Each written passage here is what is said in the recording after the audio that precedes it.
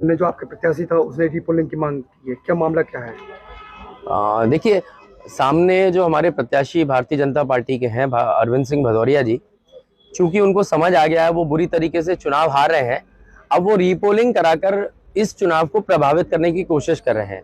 वर्तमान में जो रिटर्निंग ऑफिसर है एसडीएम साहब, इनका भी ट्रांसफर कैंसिल करवाकर मंत्री जी की कृपा से लौट करके अटेर आए हैं। इसलिए निरंतर आरओ के ऊपर और चुनाव आयोग के ऊपर बिना किसी आधार के दबाव देकर के ये बनाया जा रहा है कि सभी मतदानों पर जो है रीपोलिंग की जाए। तो ऐसे तो फिर कल पूरी मध्य प्रदेश की सारी रीपोलिंग होनी चाहिए, हर विधानसभा में री इलेक्शन ही करवा दें।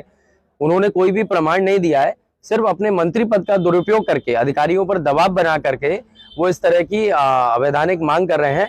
और हमने लिखित में दे दिया है, कायदा यह है कि जब तक कोई बहुत बड़ी शिकायत या बहुत बड़ा कोई प्रमाण ना हो तब तक रीपोलिंग कराना उचित नहीं होता। इसलिए बिना प्रमाण के मंत्री जी हार की बौखलाहट से शिकायत कर रहे हैं रीपोलिंग की, लेकिन मैं समझता हूं अटेर की जनता ने एक निष्पक्ष चुनाव करवा करके जो आने वाले चुनाव का परिणाम है उसको पेटियों में कैद कर दिया है और उसको स्वीकार करना चाहिए सबको।